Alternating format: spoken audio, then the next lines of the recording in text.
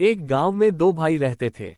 उनके पिता का देहांत हो चुका था, जो उनके पीछे काफी जमीन, एक घर और कुछ कीमती सामान छोड़ गए थे। समय बीतने के साथ दोनों भाई बड़े हो गए और उन्होंने सोचा कि अब पिता की संपत्ति का बंटवारा कर लेना चाहिए। बड़ा भाई रवि दयालु और ईमानदार था। छोटा भाई सोहन थोड़ा स्वार्थी और लालची था। उन्होंने बैठकर आपस में सब कुछ बराबर बांटने का निर्णय लिया। रवि ने कहा, हम सब कुछ आधा आधा बांट लेते हैं ताकि किसी को भी अन्याय महसूस न हो। हम दोनों एक साथ बड़े हुए हैं और यह सही होगा कि हम समान रूप से बांट लें। लेकिन सोहन, जो लालच से भरा हुआ था, सोचने लगा, अगर मैं रवि को मना पाऊं तो मुझे ज्यादा हिस्सा मिल सकता है। फिर उसने कहा, हम सब कुछ बराबर क्यों बांटे? मैं छोटा हूं, मुझे ज्यादा मिलना चाहिए। तुम बड़े हो, समझदार हो, तुम कम में भी काम चला सकते हो।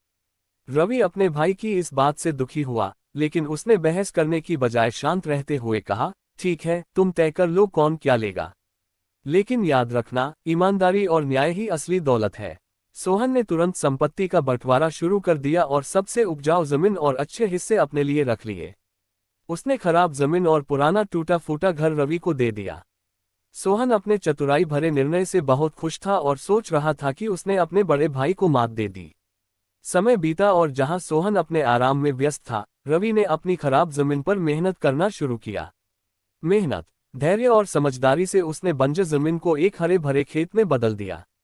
उसने नया घर बनाया और अपनी मेहनत से खूब तरक्की की। दूसरी ओर सोहन का लालच और आलस्य उसकी संपत्ति को खत्म कर रहा था। धीरे धीरे उसकी हालत खराब होने लगी और वह अपनी संपत्ति गंवाने लगा। एक दिन सोहन अपने बड़े भाई के पास मदद मांगने आया।